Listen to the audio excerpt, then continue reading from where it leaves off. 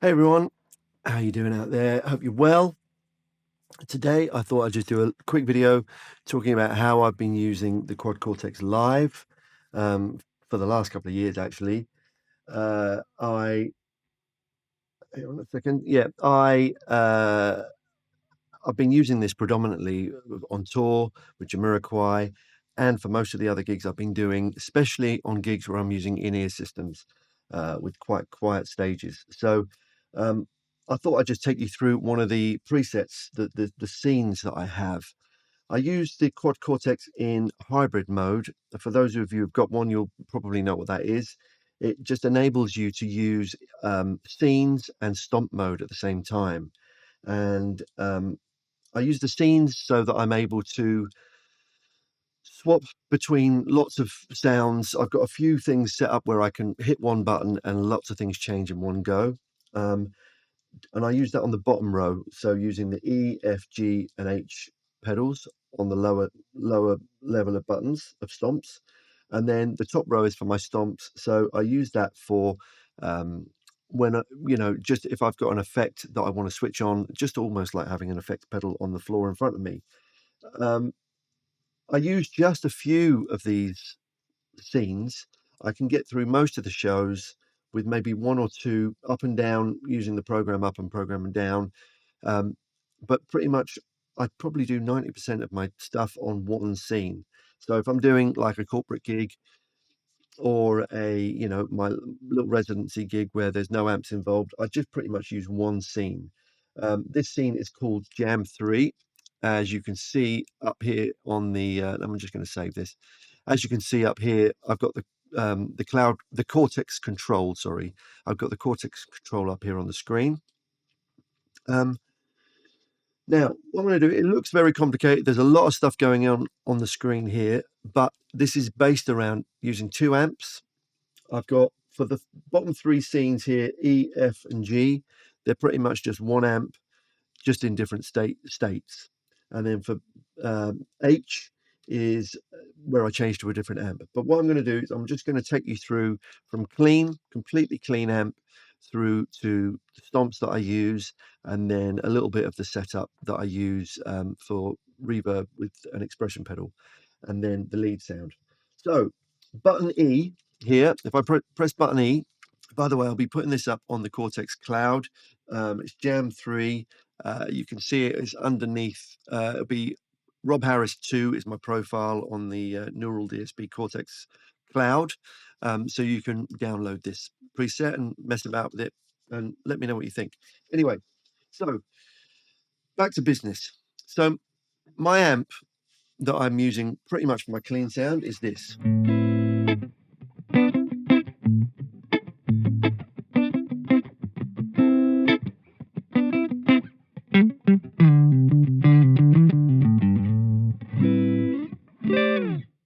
Now that is just a clean amp. What I've got here is my neural capture. It's my capture of my divided by 13 FTR 37. I did this ages ago. I just went through and listened to my amps. This is an amp I use in the studio all the time. I'm used to the amp. And it's basically, if you don't know the divided by 13 37, FTR 37 I should say, it's what I would call a Fendery sounding amp. It's sort of like a deluxe on steroids, very boutiquey. I've been using it for years. I love that amp, but as you can hear, it's just very clean.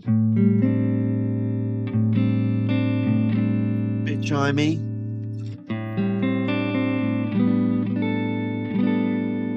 Very clean.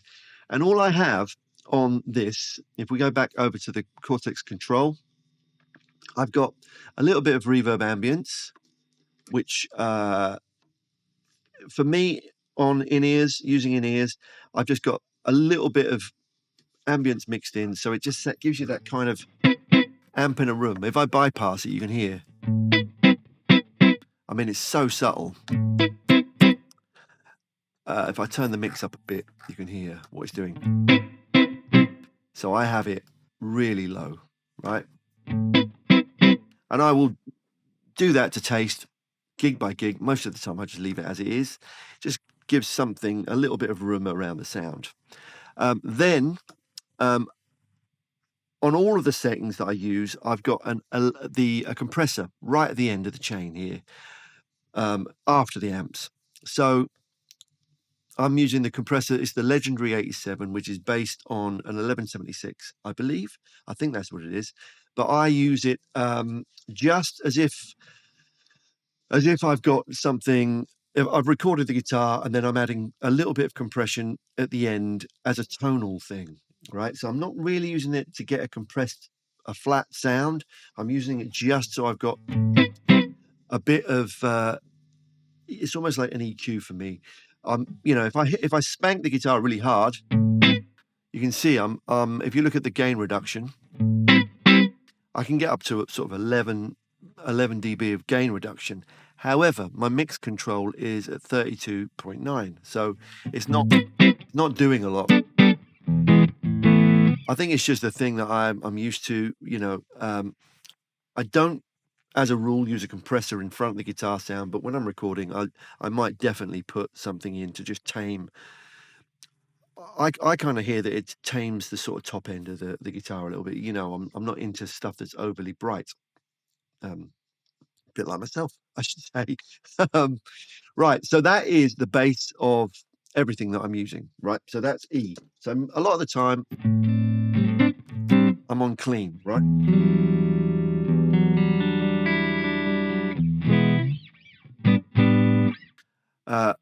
That's the basis. So that would be how I'd have my amp set clean. Then what I've done here, if you look over at the Cortex Control, I've split off. I've got a splitter happening just here, which takes me down to row 2, right? It's basically, I was running out of space on row 1. It was a bit congested, a bit like the M25 on a Friday night. For those who don't live in the UK, basically, it's a traffic jam. It's a nightmare. So what I've done is I've split off to row 2 by using the splitter, and that allows me to put stomps down on row 2, which go in front of the amp. So button A is my first stomp, which is the MX Phase 95.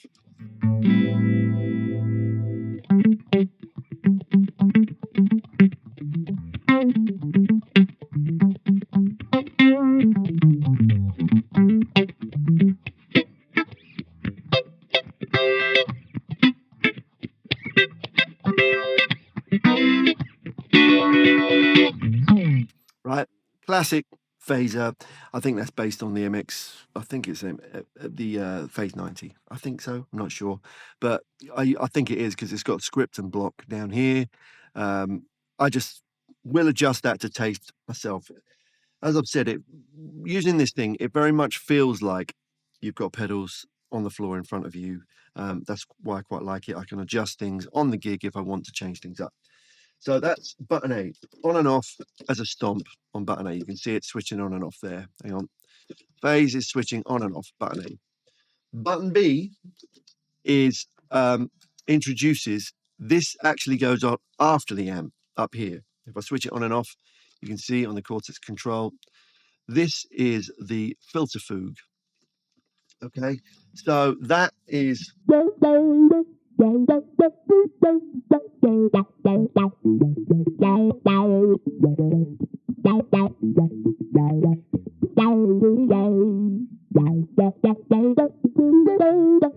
Now I use that in the chorus of Cosmic Girl. The part goes.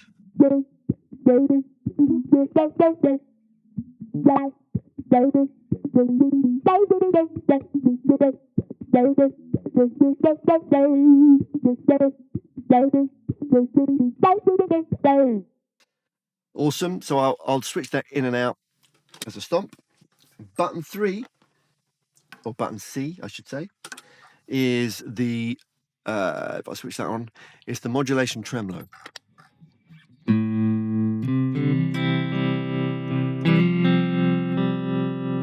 Really lush trem.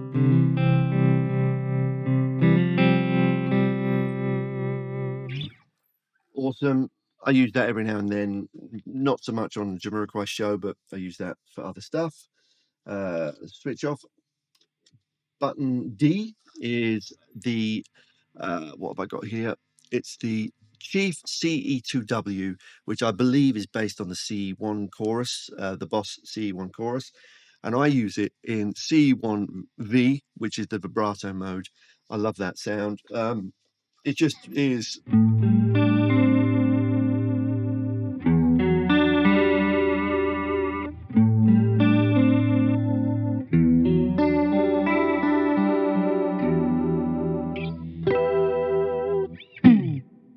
Pretty awesome, right? So there's my stomps covered for the top row. Now, down to the funky stuff. If I just look at the bottom row now, seeing the scene mode, when I go to button F, if I hit button F, what you'll see is these two, if you look at the Cortex control, these two choruses come on and this comes on, right? So if I look at this first, back up to the top, row 1, it's a dual compressor, which gives me a little bit of spank.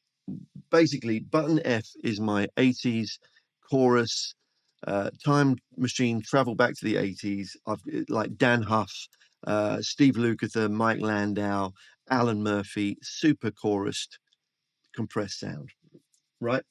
So I've got a compressor on before the amp, and then these two choruses come on as a scene, not as a stomp. They come on as a scene. So I've got the chorus 229, which is, I believe, is based on the TC Electronics chorus. And then I have the next one is the Chief DC2W, which is based on the Dimension D studio chorus. I've got it set to SDD 320 mode, which is based on the rack mount of a Dimension D. And I've got mode is 2 and 4, so that's like having button 2 and 4 pressed in. It's the common thing that they used. I backed off the volume here a little bit because it does boost the volume a bit, but I'm going to give you that now, right? This is Time Machine, travel back to the 80s, spanky chords.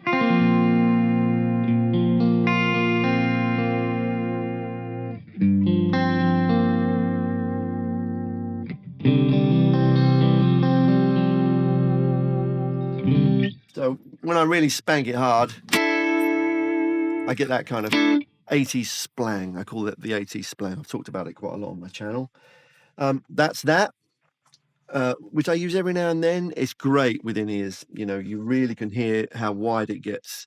And in true fashion, you know, back in those days, they did used to layer their choruses up. You know, I know they used to use, like Michael Thompson used the Eventide H9000, H3000, sorry. I think it's H3000, a special patch called Micro Pitch. And a Dimension D or an SPX 90 or you know, there's the tri stereo chorus, which is made by a few different companies. So this is just me trying to get that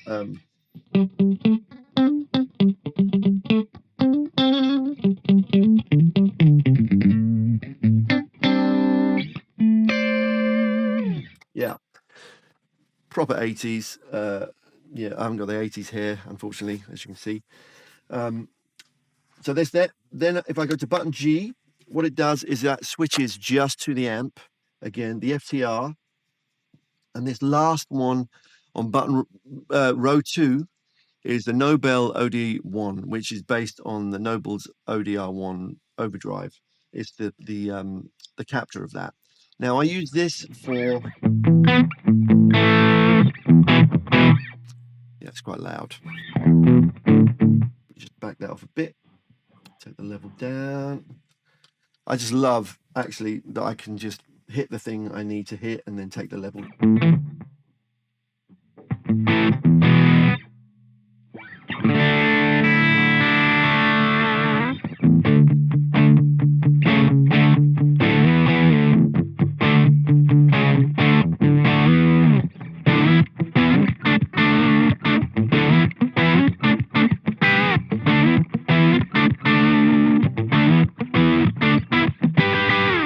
Now I'll use that for any time something gets a bit heavy. I'll use it for some overdrive, some lead stuff. And I do mess around with the level of that quite a lot on a gig, depending on how loud I want it to be. Just gig by gig, I'll mess around with that. But it's pretty cool. And I do tend to swap this out sometimes for the Jamiroquai model that's in here as well.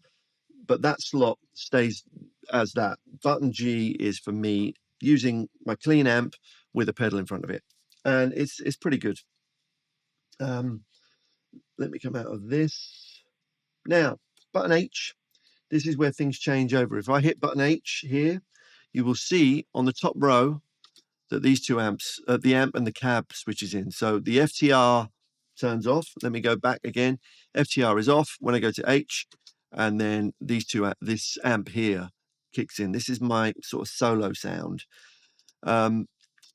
It's the Bogner X100B pre channel 3 lead 21, right? Don't know what it is, just sounded pretty good when I tried it out. And it's going into a 412 Bogner Uber T75 cab.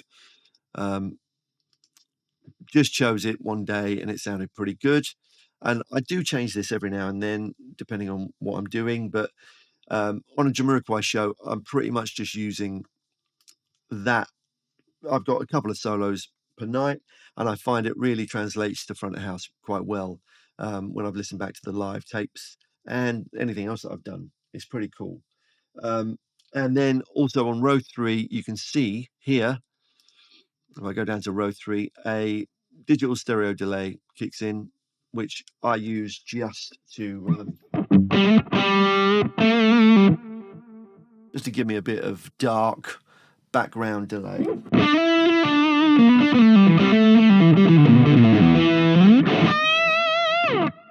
Right, meat and potatoes lead sound that just cuts through a really good mix. It's boosted slightly in level, so I can sort of cut across the band. So yeah, very useful. And also I do have a little gate that comes in just before the amp, just to cut out any sound. So it's, you know, my volume's up on my guitar, it just cuts out. Yeah, really cool. I just don't like hearing lots of buzz, and I got it set so I literally just have to touch the guitar, and yeah, it will open up the gate. I don't like to hear that super gated sound. So that is it. Apart from, if we look down at row 3, I've got this thing set here where I split off down to row 4, I should say, and I have a delay, tape delay, which is set with the mix sort of medium, and then I've got a modulated reverb next to it. And what that means is, because I'm splitting off after all the amps and then coming back before the modulation here, it means that I can use an expression pedal to blend in reverb and delay when I want it. So if I go back to my clean amp sound, I've got an expression pedal on the floor down here, and I can blend in some nice sort of swirly reverb. You know, I use this all.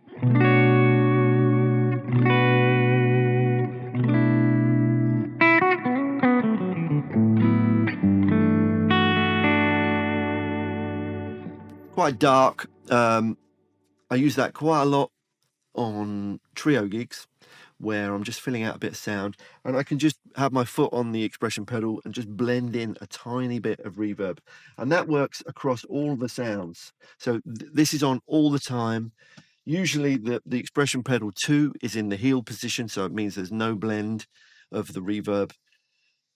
But it also means that if I play a chord and then back off the expression pedal, the tails of the reverb stay on. They don't turn down. So basically, I'm sending my guitar signal into the reverb and letting it do its thing, and then the bleed carries on if I go back to heel position. So toe position is full on. Heel. So if I play like just a solid chord,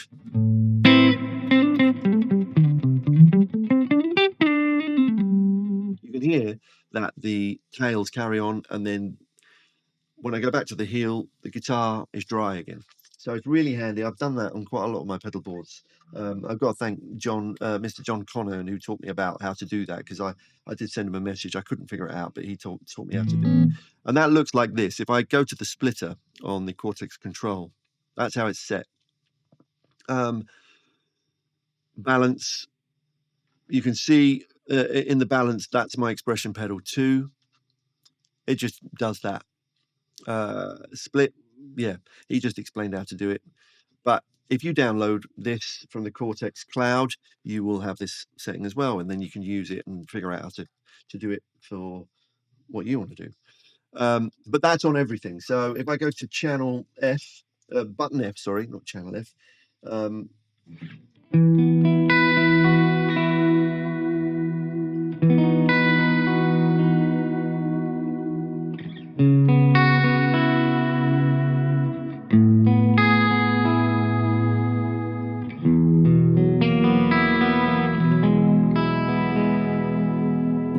That's like super chorus.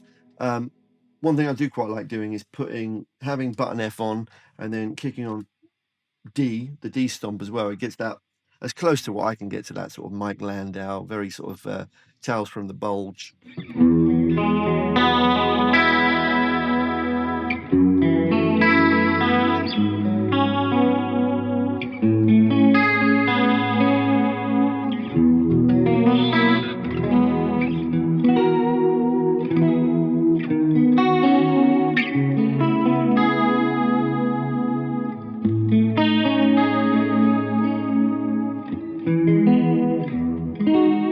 Yeah, super cool. Then if I go to, is that off? I can use, if I'm going to the crunch sound.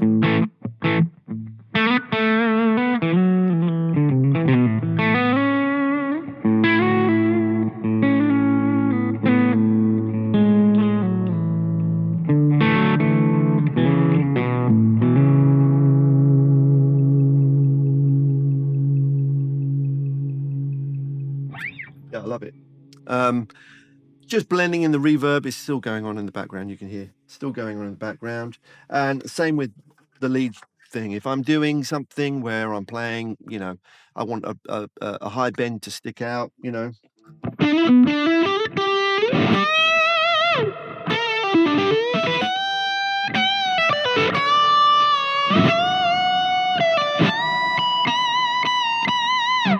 So it means I'm constantly riding the expression pedal.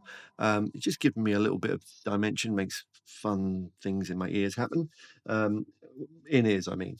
So, yeah, that's pretty much it. I will use this on most gigs. I've copied this scene a few times, so I can sort of alter it, but it's in as Jam 3. If you want to try it out, let me know what you think. If you hate it, let me know what you think. Leave me a comment below. Thanks for watching. Don't forget to hit the like button if you can. That'd be great. And subscribe. And I hope to see you back soon. Take care. Bye.